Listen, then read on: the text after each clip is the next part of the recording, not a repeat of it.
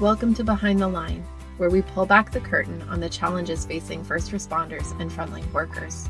The work you do is unique, and so are the stresses that go with it.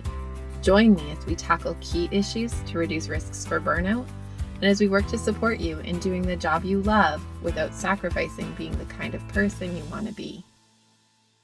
Hey there, and welcome back to Behind the Line. I'm your host, Lindsay Faas.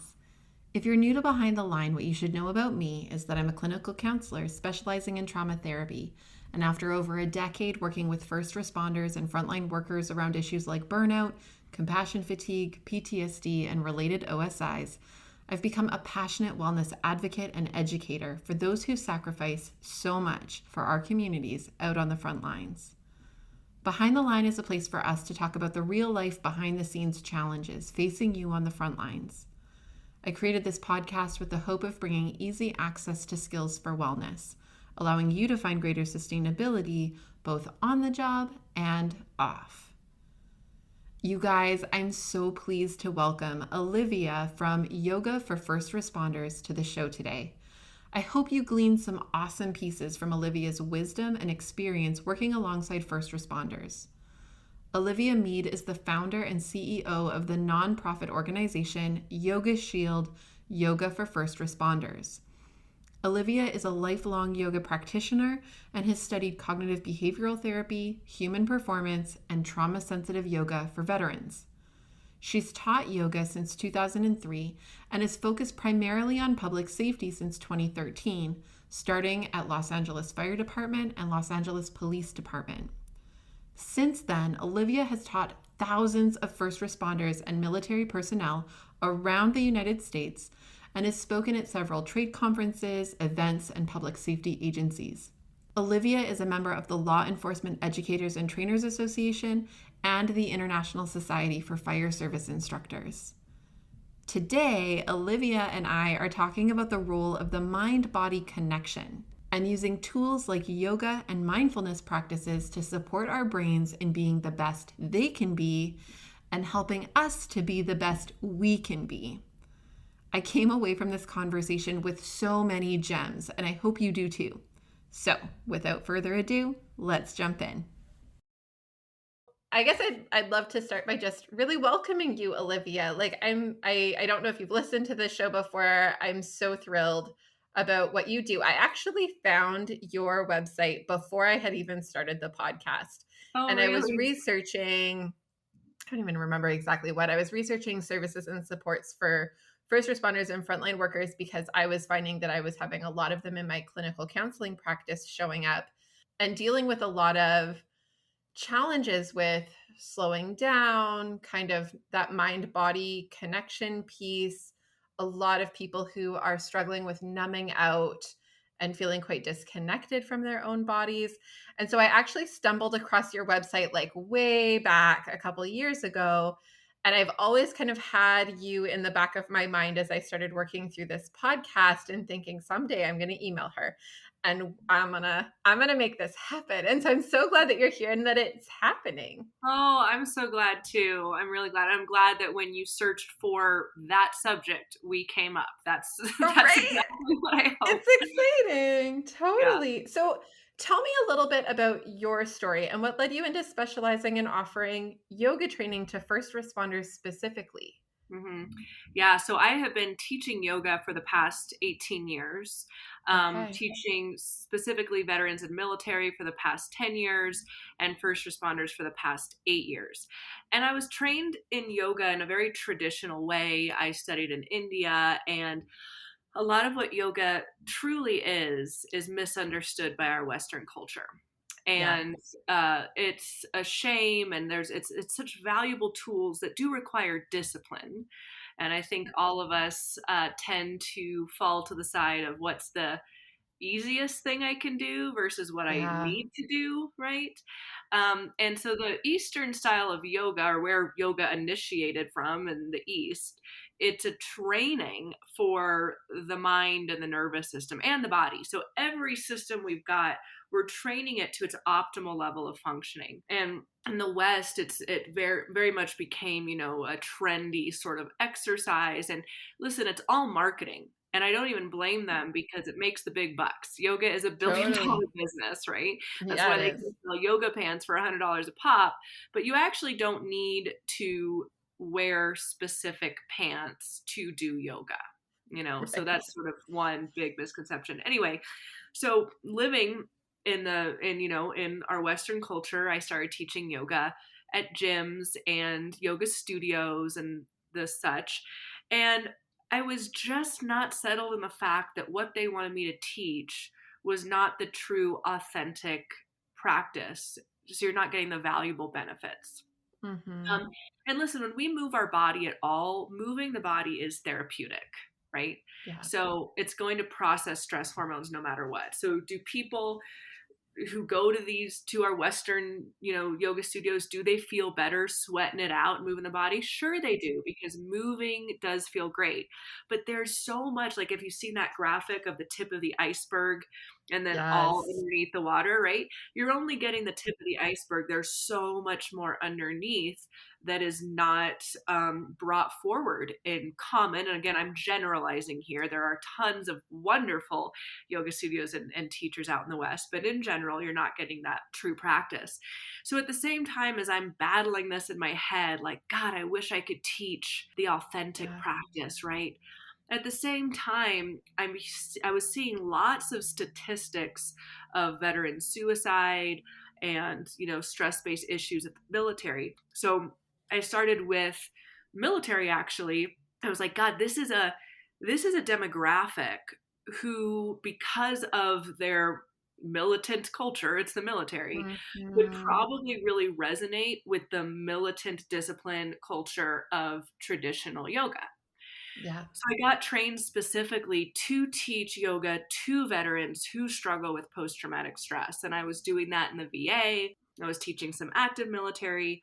I was working in Los Angeles and at a yoga magazine. And it was my mom on the phone that actually asked me, have you ever thought of first responders? And what occurred to me in that moment is something that I think most of us are at fault for. And, I was, especially in that moment, is we assume, and we assume correctly, that when we call 911, they will show up and be there for us.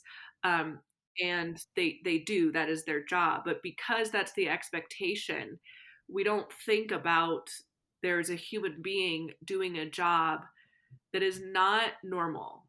It's Yeah. not normal to see that much death, destruction, loss, trauma in one day. I mean, it's Yeah. just not normal. But they're a normal nervous system. They're a normal brain and nervous system. Yes. So I was like, oh my God, of course, So I Googled yoga for first responders, hoping to receive the same kind of training. And by training, what I mean is not only the trauma sensitive aspect, especially for veterans. So it was heavy on the veterans to be, trauma informed, but Yeah. also culturally, right? Like, how can I culturally speak to a certain population? Um, and when I Googled that, nothing came up. There was Mm. nothing for first responders. So Yeah. basically, I had to create it myself. So I, on a whim, emailed Los Angeles Fire Department and offered to volunteer to come in and teach yoga, and that I had been teaching veterans, and this was the easiest the easiest, like, I don't want to say deal, but the easiest deal that I ever made, because Yes. I happened to get a hold of the psychologist who already knew the benefits of yoga. He met me. He knew that the way I taught was very straightforward and grounded and practical, so it would resonate with Yeah. the firefighters. And he brought me in. And as I was volunteering and teaching these classes, and then subsequently I moved to Iowa and started teaching there, I became more educated on their culture and their needs specifically. And I was able to tailor the practice to be culturally informed and job specific. And what's funny is, by tailoring the practice, I actually brought it back closer to the original intention of yoga than further from it. So Amazing. basically, what we did worked, and now Yeah. it's a national program. Well, and phenomenal for it to not only work for them, but also to kind of come back closer to what is more in alignment for you. Like, what kind of magic is that it kind of all comes together? Right. in that kind Right. of a way. Yeah. So it's very rewarding for me to teach, and the manner in which I teach maybe didn't resonate with the folks in Beverly Hills, which is where I was teaching at a studio, Mm. but it definitely resonates with the demographic that could truly, truly benefit from these tools of yoga. So, having been quite grounded then in some of the cultural pieces associated with what it looks like to live life as a first responder, I'm curious if you can kind of talk to me about some of the common problems that you see as you engage with first responders around what it's like to work in high stress jobs, doing shift work. Like, what are some of the pieces that you see show up in terms of challenges with kind of being mindful, slowing down, focusing in, some of those pieces that are quite fundamental to what yoga practice is meant to be? Yeah. So as you're probably aware, shift work and the sleep deprivation that comes with it is a carcinogen. It's a Hmm. known carcinogen. And there is nothing we can do about the sleep disruption. People have emergencies in the middle of the night. What we can do is make recovery more effective. So they actually have studies on people who have very, very tremendous meditation practices. Hmm. And I knew one of these people, they were a master teacher of mine, that they actually don't have to sleep very many hours because of the amount and the depth of their meditation practice. And I'm not saying that, okay, meditate 5 hours a day and then you don't have to sleep, but there is a correlation between recovery of the body Hmm. and meditation.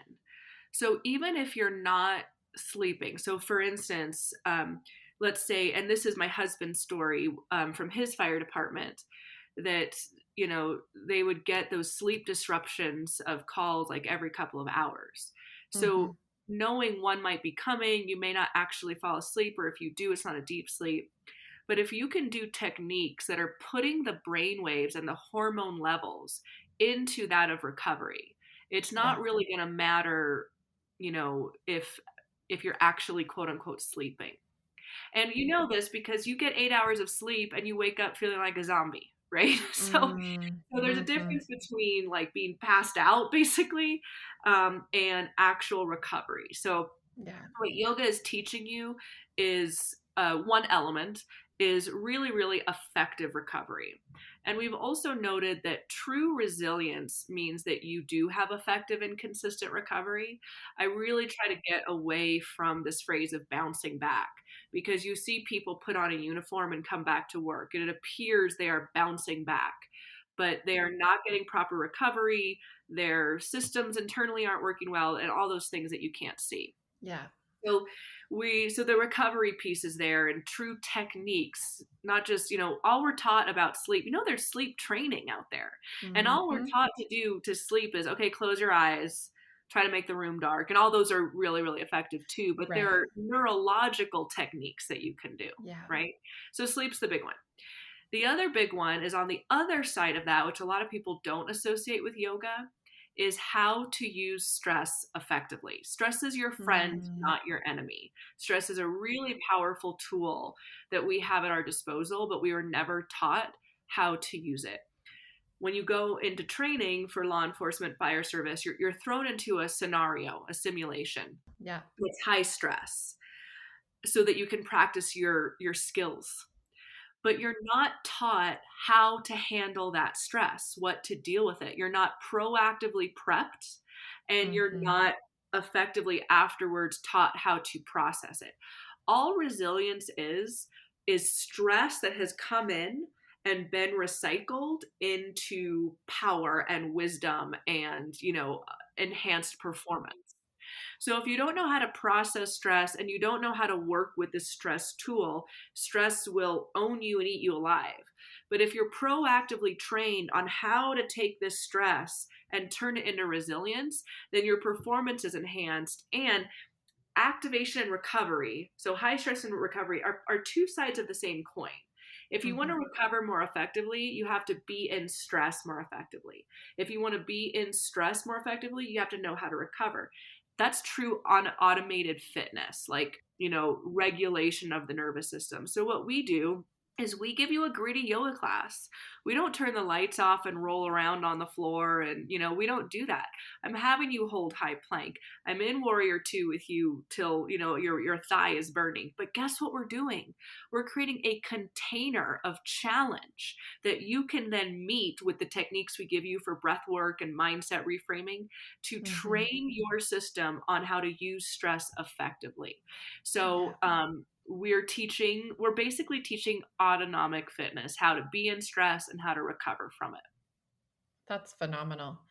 I feel like this needs to be everywhere all of the time, especially right now. I think I even just in my day to day, my day has been almost entirely emerge and ICU nurses today. I don't know why they Mhm. all booked today, but they did. And so back to back sessions of just this exact piece of feeling so disconnected from a version of myself that feels like it even knows how to be resilient anymore Right. because the pace is so high, the demand is so high, and the breaks are so few. And so that even the space for recovery to have a chance to happen feels Hmm. so challenging to find right now. And I love that you're working at doing this piece, and the language around the proactive piece I think is really, really valuable because there's Yeah. so much often we're trying to be reactive to so many of these pieces. Oh yeah, and that's the thing is my husband was on the peer support team and they're always trained to be reactive. When you've hit a Yeah, problem, come to us. And our training is what it's proactive. It's let's see if we don't even have to get there to begin with. And in totally. terms of the time, you're absolutely right, is the number one thing I'm hearing from departments right now is not that they don't want the training, they literally don't have the resources for it. By resources, I'm not even talking about money. I'm talking about time. Hmm. People are stretched thin, they're working several shifts, right? So that's got to be addressed too. We're in this crazy cycle where Hmm. we don't even have the time and space to offer it to them. I will tell you that biofeedback machines are showing that you can regulate your nervous system in under 3 minutes, which a lot of Mm. people don't realize, but you have to train to do so, right? You have to know the techniques. And when you're in a high Yeah. stress environment, you're going to fall back on what you've trained for and what you know. And so if Hmm. you haven't trained proactively in the breath techniques, then I Hmm. actually, here, I'm going to read you a little quote. Then, you're not going to be able to do that. So this is someone who's a law enforcement officer. And also this message just came in today, law enforcement officer and one of our instructors. And she said, she had her oral boards. I had my oral boards for detective today. So she's promoting to Hmm. detective. Yeah. And I started to feel stressed beforehand. I did the 10-minute global neural reset in the car and just did belly breathing while waiting to be called in. Calmed my nerves so much. So Hmm. because she's trained and she knows she has those tools, she could access them, when she needed them. Absolutely. I hear you on the piece about resources and the resource being time. I have a course an online course that I sell that is around resilience training for first responders and frontline workers. And I'm getting the exact same feedback of people who are really excited to jump into it.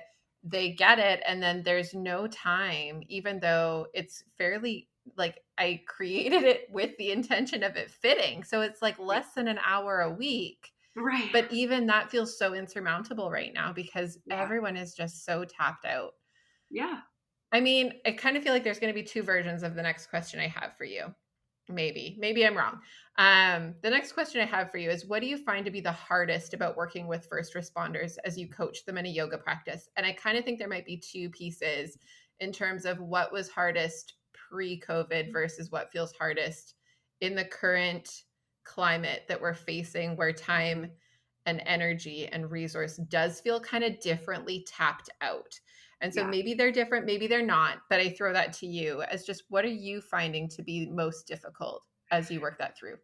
Yeah. So the before COVID and kind of still it umbrellas now. So this umbrella Yeah. difficulty is the misconceptions about yoga. So I'll give you an example that happened Okay. today. Yeah. We were one of my instructors went to present and we were asked to do so at a conference for forensic scientists. Hmm.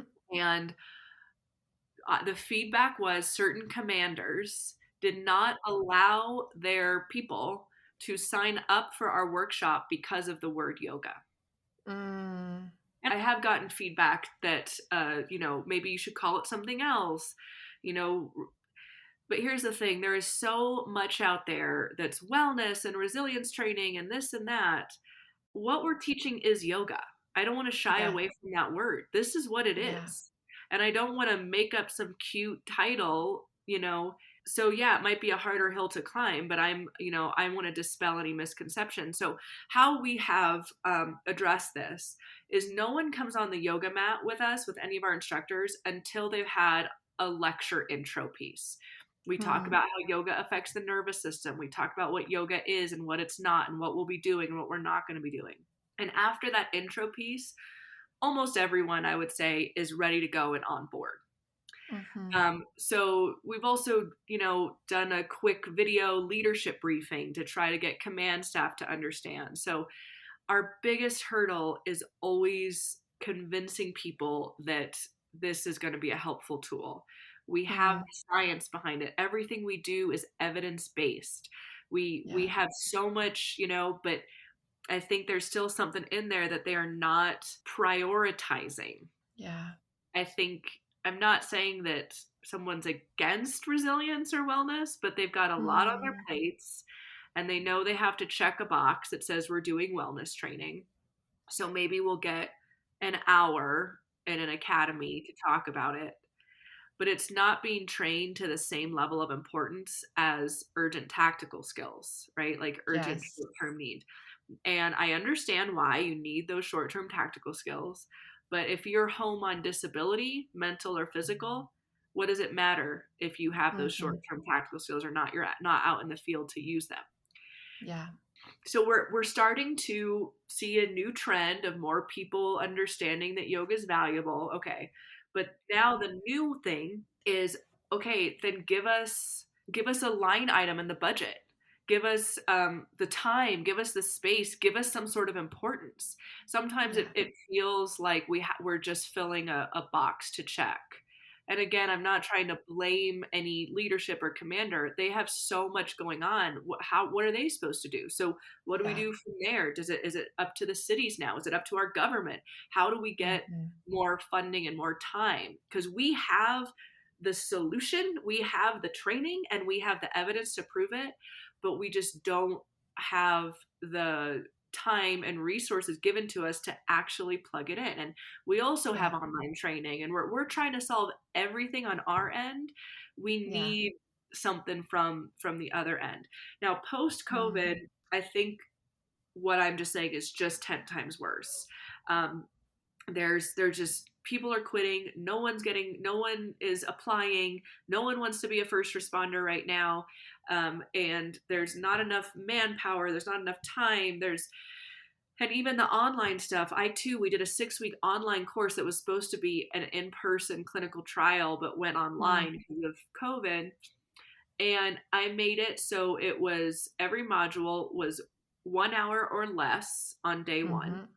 and then they did homework training videos, which were 30 Yeah. minutes or less every day. Okay. And only like 11 people out of 50 finished it. Yeah. Right. And also then, okay, well, sometimes I hear make it even less, make it 30 minutes with 15. Okay, but at a certain point, you have to put in the time and effort to be effective, Right. right? Like at a certain point, Totally. you have to just do the training. So it's a culmination of what we've been saying, just burned out time, resources. It's Yeah. not a matter of not having the right training or lack of desire. I actually have a lot more people wanting this than not. But then we get Hmm. to the logistic conversation, Yeah. and I think that's just worse post COVID. Yeah. Fair enough. I mean, I think that there's so much happening, and yet, as a clinician who sees so much of what comes long term, there's also Mm, this part of me that, like, I get it. I get that it's hard. I get that there's no time. I get that, everyone is working extra shifts and picking up and doing the best they can to survive in this. And yet, if we don't invest in ourselves in the short term, you get to end up in my office and let me tell you how much harder it is to do it after the fact, right? Like when we're so exactly. far into burnout and PTSI and various kinds of challenges that it's so much harder to claw our way back out of than it Yeah. is to be proactive on the front end. And that's, I think, the thing. And I think people who listen to this podcast regularly have heard me rant about this on a number of occasions. Like, that's why we started this podcast, was because I'm just frankly kind of pissed off that Yeah.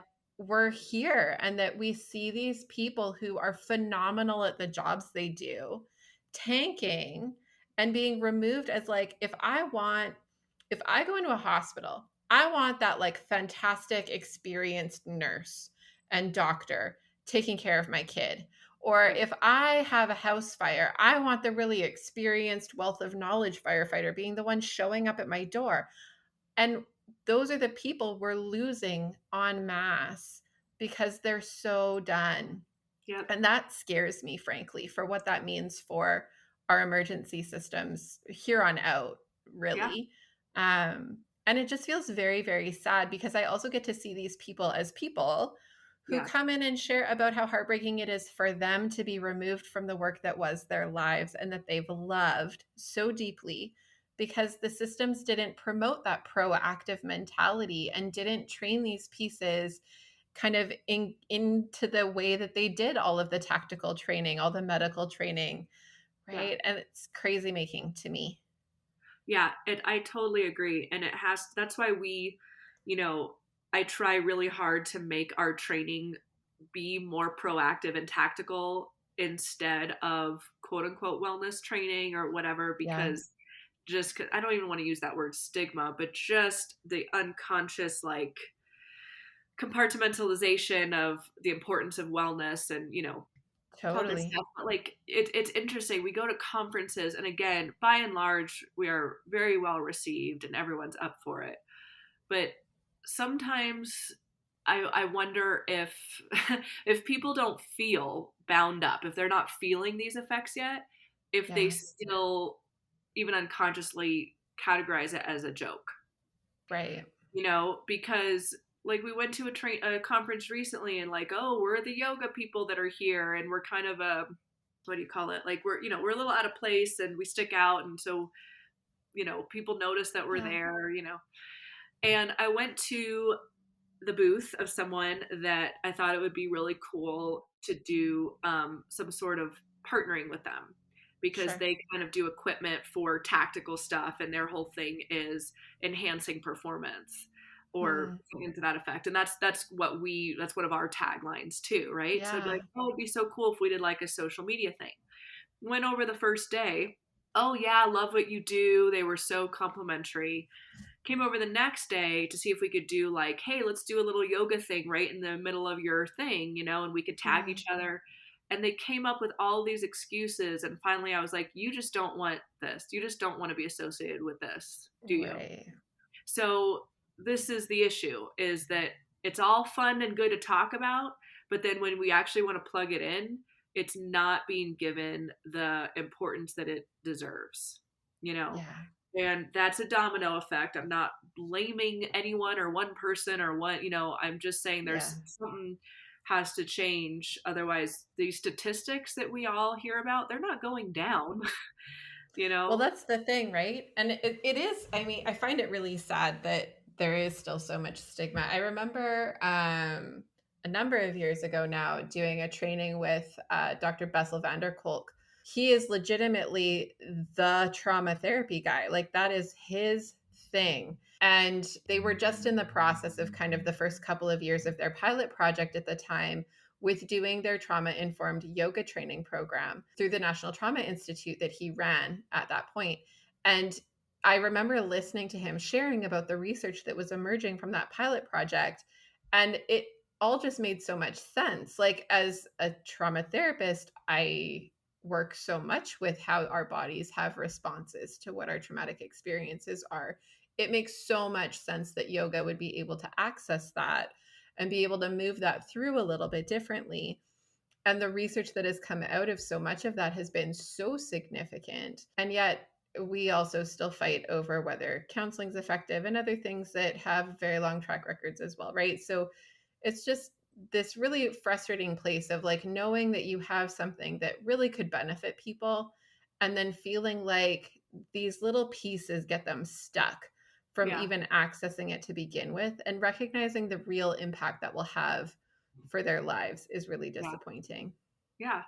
And if, like I said before, if people are worried about like, no, this conference is about the tactical performance or whatever, well, yoga has been shown to strengthen and sharpen the prefrontal Mhm. cortex. And Yeah, that's where decisions are being made. That's where, verbal communication, interpreting stimuli around you. So totally. and getting accessing the flow state, like all of this stuff is shown that yoga helps with. So it's not just for after action, it's to enhance your performance as well. Mhm. And again, no one's going to know that based on the branding and marketing of yoga in the West. Yeah. And so I think that's an issue that we're always going to have to deal with, is what they're seeing out there are Mm. white females doing tricks on a beach. Yeah. And even though this has come to light a lot now that that shouldn't be what yoga is represented as, it's still out Mhm. there. Yeah. And, my goal is that Yoga Journal will have a black cop, a male black cop on the cover of their magazine, you know? Yeah. And so I'm working towards that. But unless we make yoga cool, Mhm. they're just going to think it's a waste of time. They have to say yes because it's not good for business to say that wellness or resilience training is not good. No one's going to say that. Mhm. But now, start putting your money where your mouth is, literally, and like, Totally. let's get a place in the budget for this. Now, I think you're right that the like blonde on the beach is one of the problems in terms of yoga branding. I think you actually kind of touched on naming the other piece that I think is problematic, and that's this perception that what it means to really do yoga right is to meditate for 5 hours in such a Mm. deep state that you are catatonic. So, like, how do you address some of the concerns that some people likely have as they approach this as like newbies to the process? That there's like a middle to Yeah. those two extremes, um, and that allows them to feel like they have a chance at being successful, given that they feel uncertain of what it even looks like to slow themselves down, or feel anxious at the thought of being quiet and still in their own body without distraction every minute of the day. Yeah. Again, it's an explanation of what it actually is versus an assumption. So, for meditation specifically, the first thing I ask everyone before I teach is, what are your reservations? Like, I just taught in service here at our county sheriff, and I asked them, what's your reservation for being here? And this one woman said, I can't clear my mind. I can't clear my mind and meditate for that long. And Mm, I asked her, have you ever practiced? Have you ever done it? And she said no.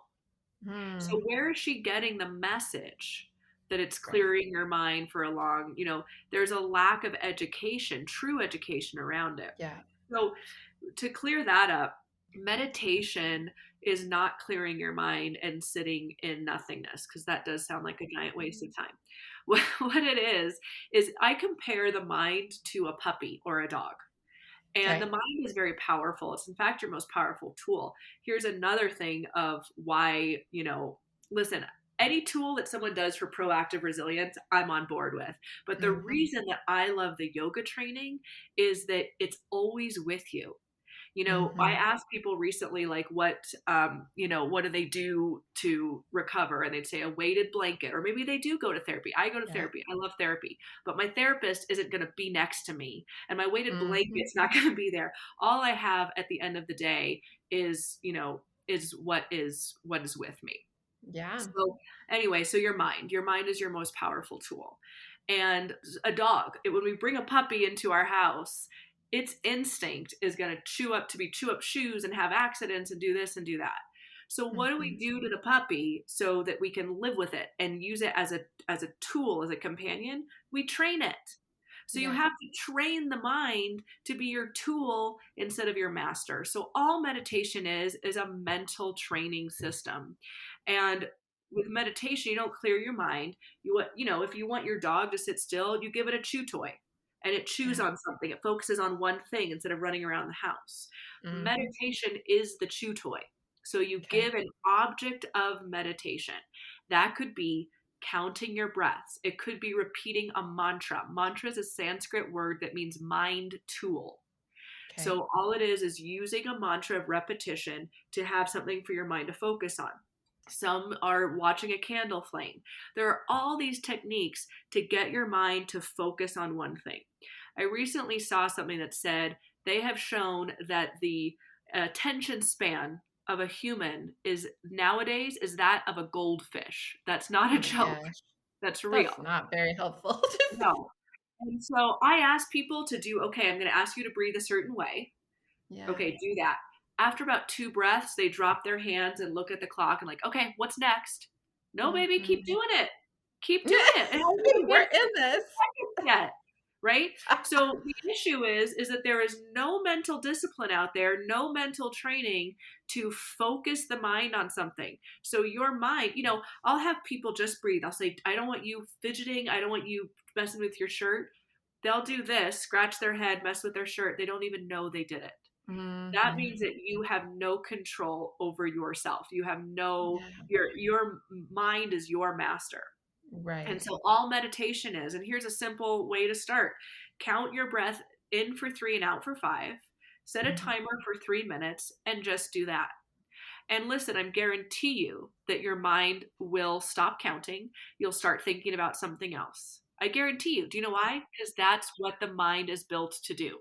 The mind is built to worry and to think and to, just like a puppy. A puppy is built to run Yeah. around the house. So when you focus on what's happening over there, you notice it and be like, oh, look at me. Look at me thinking about what's for lunch. Okay, Mhm. back to 3 and 5, back to counting. Oh, there's my mind. There it trails off. Okay, back into 3 and 5. Yeah. That's meditation. Meditation's not clearing the mind to perfection. It's watching it leave and knowing, having the tool to bring it back. Mhm. And the tool to bring it back is your object, your counting, your Totally. candle flame, whatever it is. Well, and I value those tools so much. I use them often in my therapeutic practice.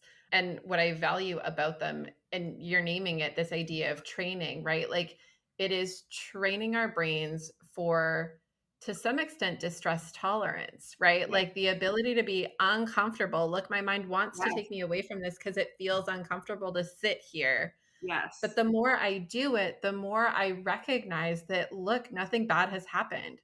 Right. Look, I have not died. Look, Right. it's actually okay to sit and be with me without any significant distractive tactics. And it's okay. Yeah. Right. Now, let me tell you why this is important specifically for any public safety, but I'll give you a firsthand account in fire service because I went through a fire academy while I was Yeah. teaching there so I could really like learn everything. I was in a confined space and I was not happy. I was very Yeah. hot. I could barely breathe with my SCBA on, and I was this close to freaking out. But I didn't want to Hmm. freak out because I'm teaching them techniques on how To to not not freak freak out. out, right? So I can't do that. So I was like extra pressure, Proof is in the Yeah, pudding. This is the exactly. moment. So I had so much pressure, right? So I monitored my breath and I repeated to myself. So we also do mental reframing. Listen, Yeah. mantra, that's what mantra is. Okay. Yeah. So, but my mantra was, you are such a badass, or I'm a Yeah. badass. I'm such a badass. Look at me. I'm such a freaking badass, right?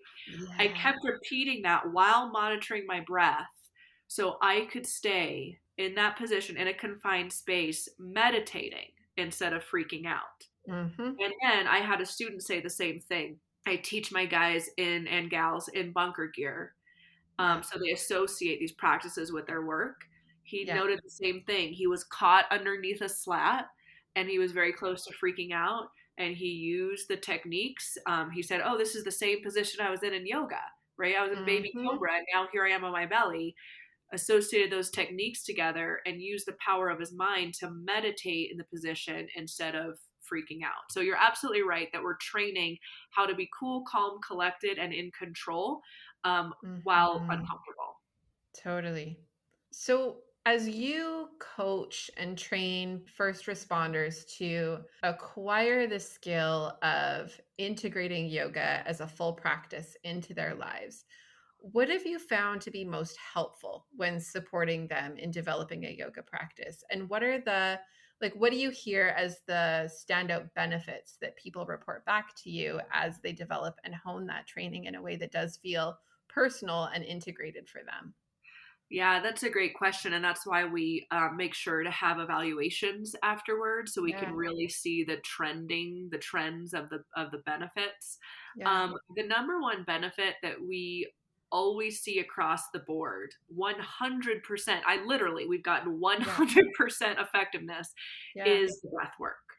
Yeah. And without breath work, the yoga positions aren't yoga. Mm. So you have to be monitoring and aware of your breath the whole time. Otherwise, you're doing positions that look like yoga positions, but not Right. the yoga actual training and practice. Right. So, I'm not saying jump out and do warrior two in the middle of your workday. The physical part of it and the real robust training, that's what you do, as training. And then what you bring with you, I would say, is the mental reframing and the breath work. That's something you can do while in a car. You can do it while speaking. What if you're having a very difficult conversation with someone? You can be monitoring your breath. It was interesting. We put some biofeedback machine stuff on as a shirt called Hexoskin, Yeah. while to one of our military students throughout a week of intense training. And when his biomarkers spiked was when a commander walked in the room. He was Hmm. sitting down. So he was not exerting anything physically, but all the biomarkers went up. Then in yoga class later that day, he was physically exhausted. He was sweating, right? But all his biomarkers were very even and Mm-hmm. in a very regulated state because he was practicing self awareness the Yeah. whole time. So this shows that we're not just talking about the critical incidents. We're talking about when your command walks in the room. That's a Right. stressor that creates the cumulative stress that's also going to knock your nervous system down.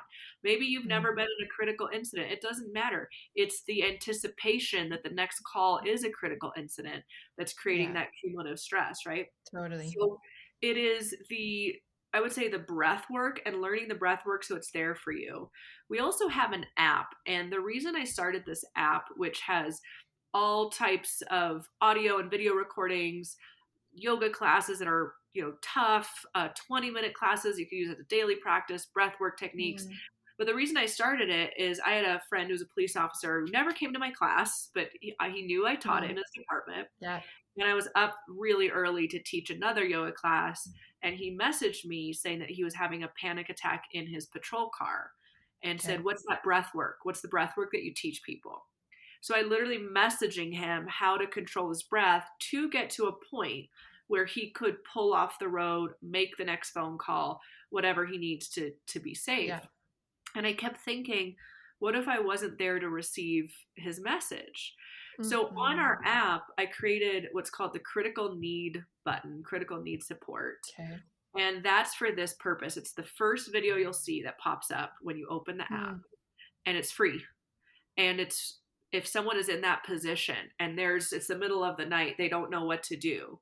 Use Yeah. that to basically get your shit together. So then you can Mm-hmm. say, okay, now I'm going to go back to the station and say, or whatever the case may be. Yeah. So we're trying everything we can to make the yoga. And listen, guys, yoga does not live on a yoga mat.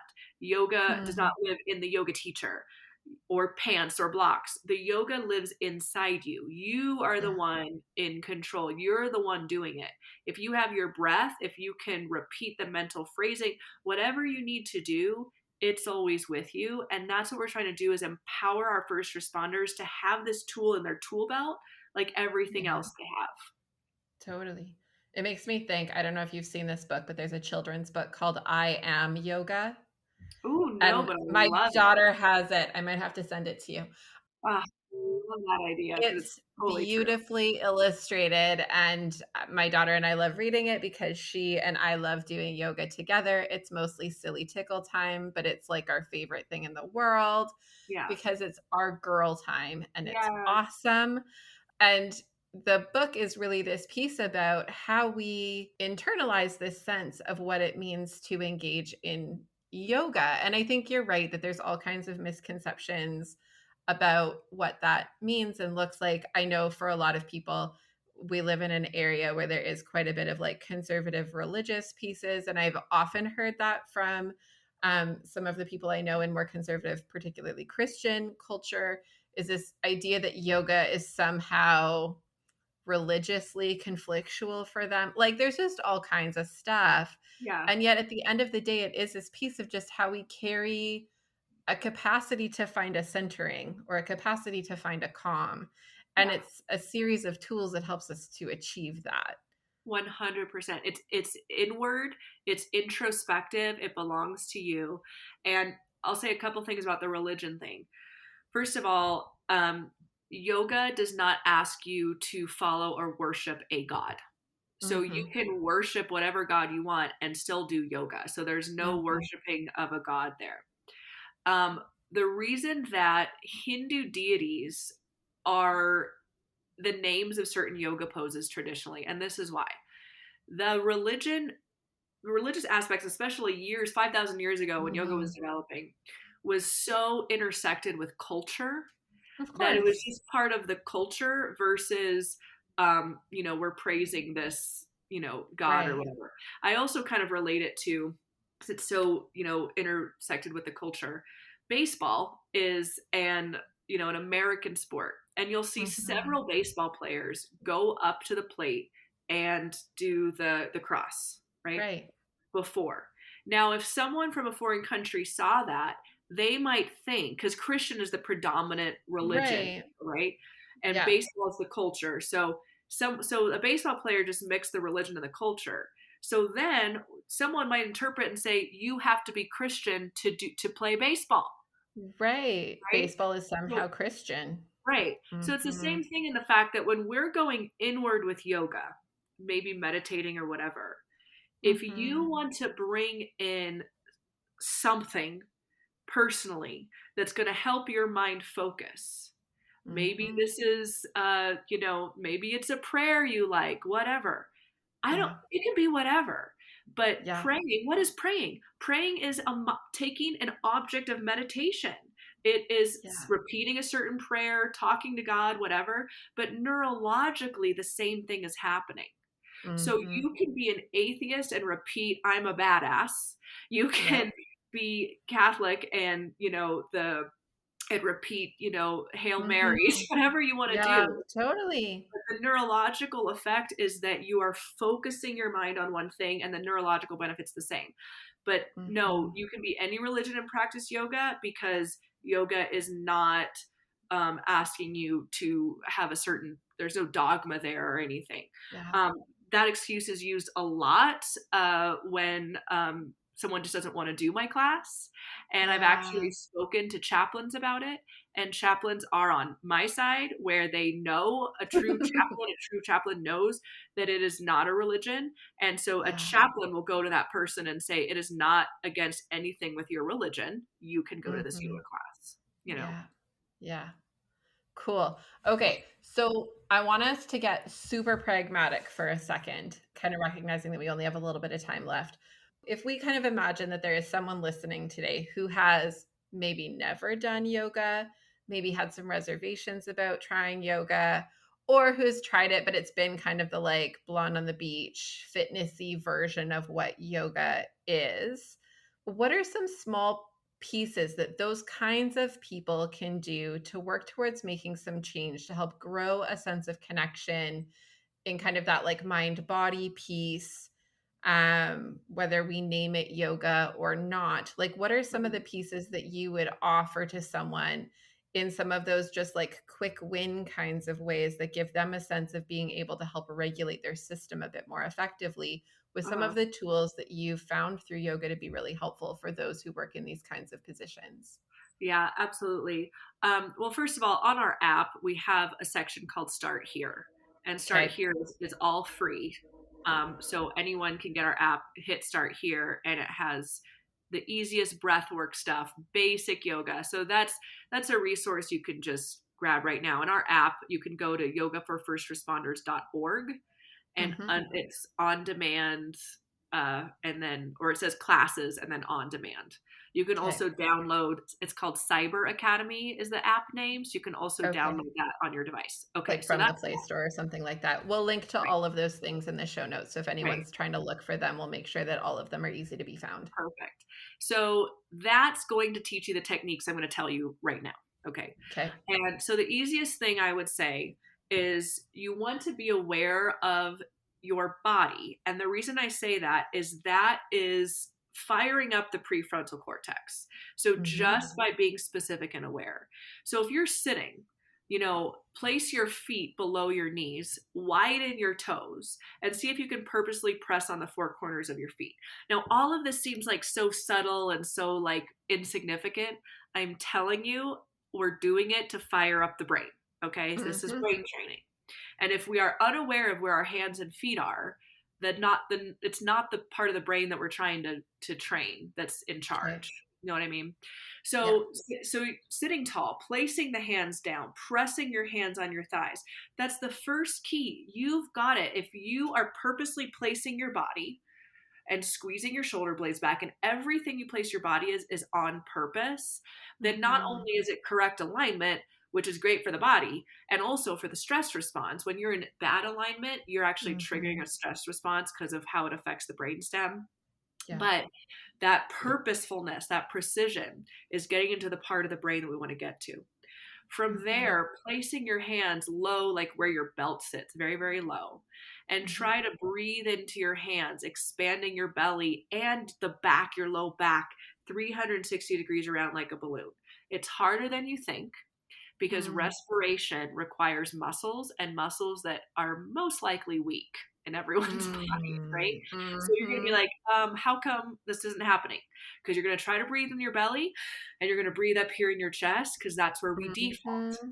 So you're just going to have to keep working like, oh God, how do I do it? It's going to be harder than you think.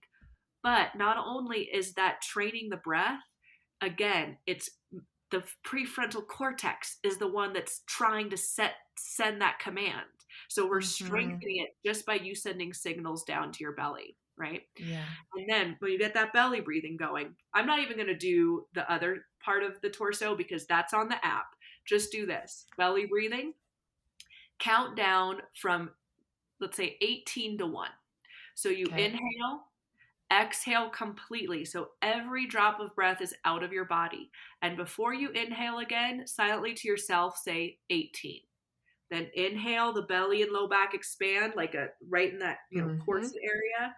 You can even put your hands like one on the belly and kind of one on the hip and or not hip, the waist area. Try to Yeah. expand that. Exhale completely, pause 17. Inhale all the way to 1. There it Mm-hmm. is. That's all you need. You have cultivated self-awareness. You have brought your nervous system into recovery. You're creating a sharpened prefrontal cortex just with that simple exercise. It's so simple that people don't do it. But Mm-hmm. it's I so know. it's so effective. So that's something really basic anyone could do right now. If you want to, that a little bit expanded on and then getting some yoga, elements, again, try to start here on the app because that'll be all you need. Perfect. Thank you so much for that. I want to ask before we end, you've shared about the app, and I so appreciate that you've created that and that it exists out there for people. I also know that you have national level programs. So, where can people go for more support? Like, if people are wanting to kind of follow up and look you up, what are the things that they might find? How are ways that people could get more engaged with what it is that you're offering if they wanted it for their unit or detachment or whatever? What would that look like? Yeah, so the landing to land somewhere, we're on all the social medias at Yoga for First Responders. Okay. And then our website is yogaforfirstresponders.org, and you can sift through that. If you have a question, you just want to start moving forward, info at yogaforfirstresponders.org. You can Okay. do any question there and it will be directed to the right person. This is all spelled out, Yoga for First Responders, all spelled out. But Mm-hmm. even if you give us a DM or anything, it's going to get to someone and they're going to take it to the right person. So if you like, we're going to be launching our online course platform in the new year. Okay. So if you want info about the the online stuff, if you want to see if we can get a program, if you want an instructor school at your department, which is our 6-day intensive to train internal people to teach at To your be able to department. teach. Yeah. Yeah. If you have an idea that you haven't heard me say, like, oh, this would be really great if we could do it this way, everything we've created is based on people's needs. So Yeah. let us know what you need, and we're going to do our best to figure out how to get it for you.